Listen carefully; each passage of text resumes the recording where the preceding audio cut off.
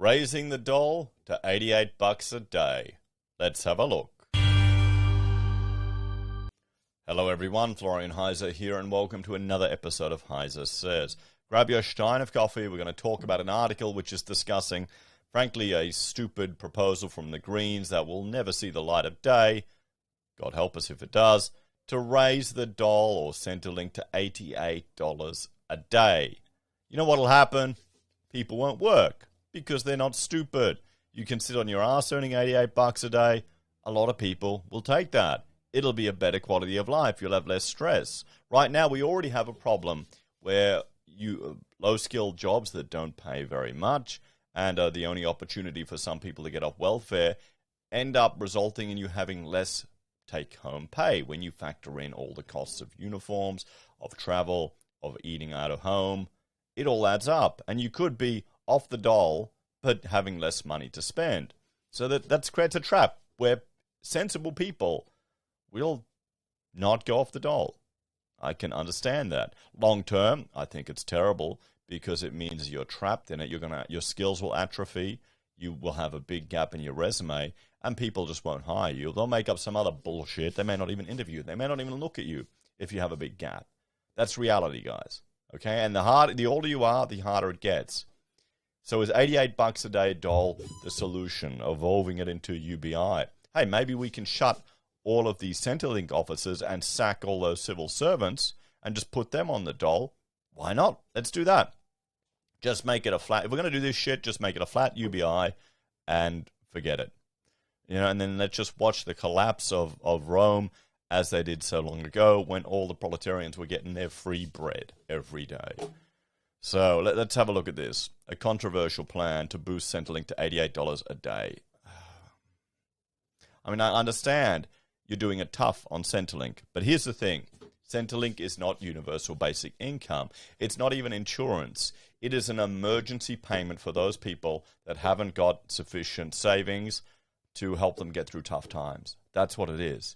It's not income protection insurance, guys. It's not the government being your friends. This is done to reduce crime and to ensure that people aren't destitute in Australia.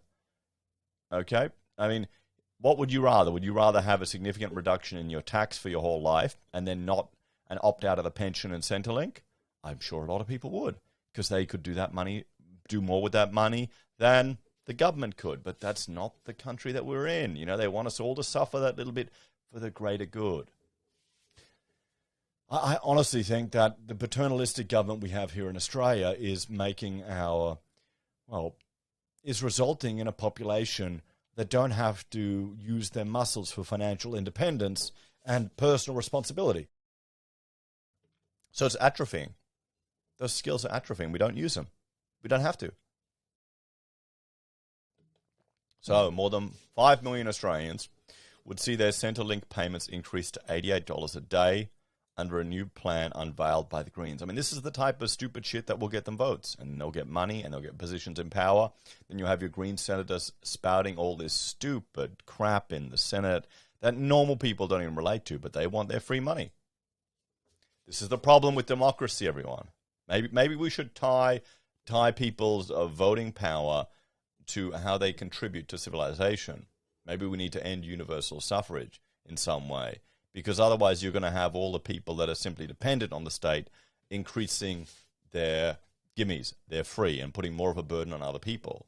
And don't get me wrong, Centrelink isn't the biggest one. The Dole isn't the biggest drain on our taxes. It's the pension.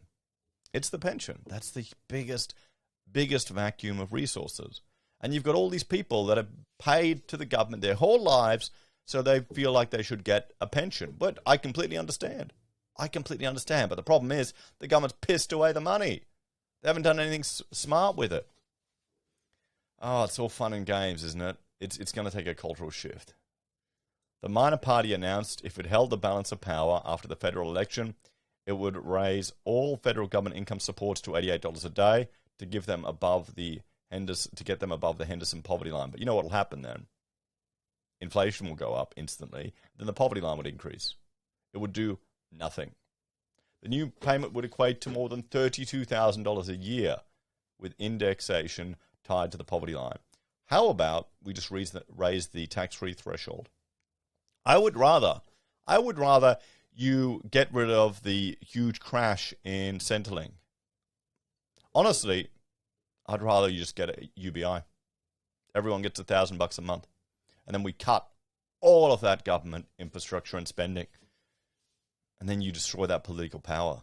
But they won't do that. The Greens and Labour, they will never do that. They want to keep people dependent on the state because that's how they can farm voters. They want more people on $32,000 a year, free government money, because then they'll vote for the Greens again and again and again. They may not even give a shit about their policies or anything like that.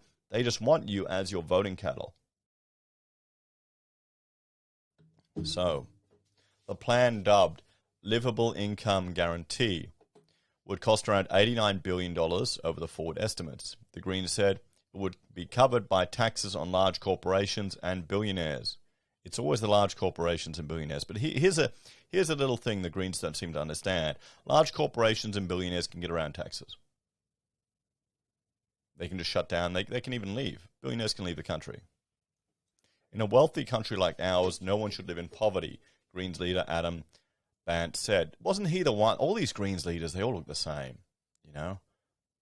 Wasn't he the one that had backpacker Labour taking care of his kids as a nanny and wasn't even paying a minimum wage? It's all just bullshit, really. It really is. By making billionaires and big corporations pay their fair share of tax. What's a fair share of tax? Okay, billionaires and corporations create more jobs than the Greens ever will. You may not like them. You may get pissed off or jealous that they have. That's probably more on you. If you've got this jealousy when you hear about other people doing well, you've got to deal with that yourself. We can lift people out of poverty while also lifting wages and boosting our economy. No, you can't. This won't lift people out of poverty. This will just shift the poverty line. 100%, that's what will happen. It'll drive up inflation even more. Mutual obligation requirements will also be abolished. So you can be on the dole earning $88 a day and you've got no obligations. I mean, this is the privilege of a minor party that will never have to implement any of this bullshit. They'll never have to deal with the fallout. They can use it to harvest another 3% vote, get a few more senators in, and get cushy pay for stupid senators that can say anti-Australian or anti-predominant cultural stuff just to get their rhetoric up there.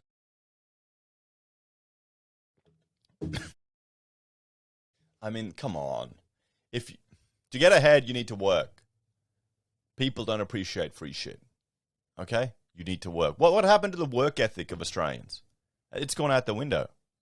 Do people really think this? $88 a day sitting on your ass? Don't get me wrong. Hey, $30,000 a year. That's enough to live off. You could live off that comfortably. You won't have a luxurious life. You won't have a nice life. But you could. That's probably all you need. Money and shit isn't the key to happiness. Free time is. Free time is. Control of your own time. If you don't have mutual obligation, you just sit on your ass getting your $32,000 a year. How many people wouldn't work? Measures such as parental income and asset tests would be scrapped for those not living at home.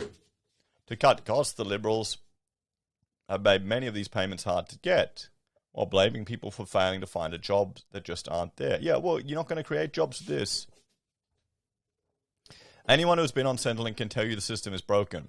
It's underfunded, it's built on systems to humiliate and cruelty, it traps people in cycles of poverty as bills pile up and urgent needs go unmet. Yes, no, I agree there. It is a complete joke. But the solution isn't throwing more money at it. The solution is to shut it down and get rid of it. Maybe we just need to end the welfare state entirely in Australia and just leave it up to charities. If people are destitute, they need to go to charities for help. And then what we do is we increase the tax-free threshold and incentivize more people to work. You make it easier for businesses to hire and fire, so the shit people get turfed out and they learn a lesson quicker, and then businesses are more incentivized to take people on. Centrelink staff would also be increased by 5,000 to implement the plan. Oh, boy.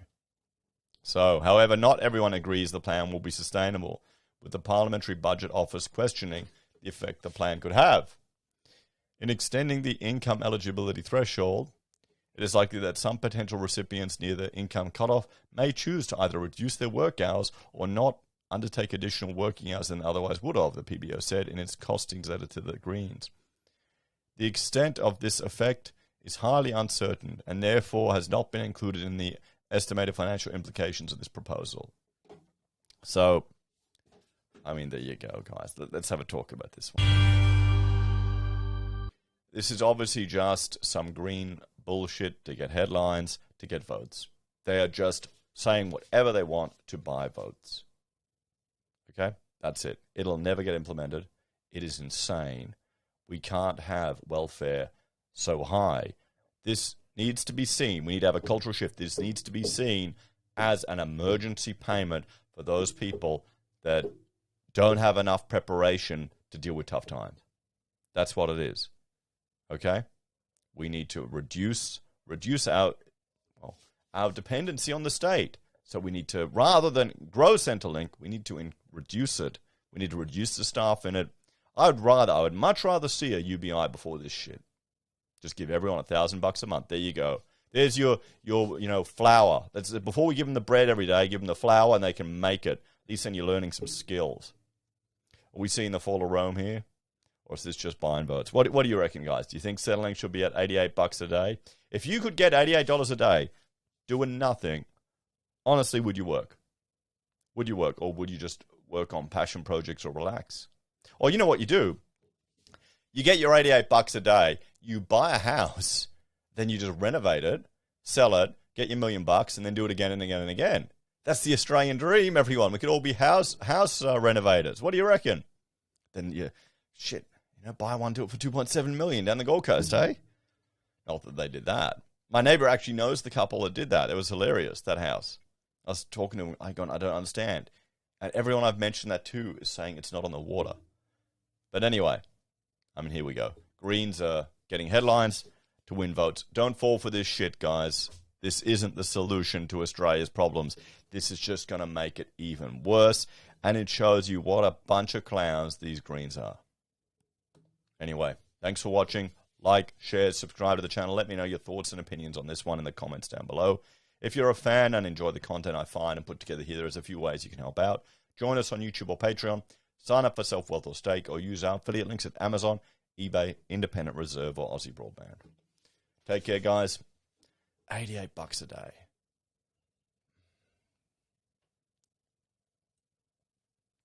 What's worse, this proposal or the new Liberals pushing for debt forgiveness? I guess you can say anything to try and win votes. To hell with the consequences. See you next time.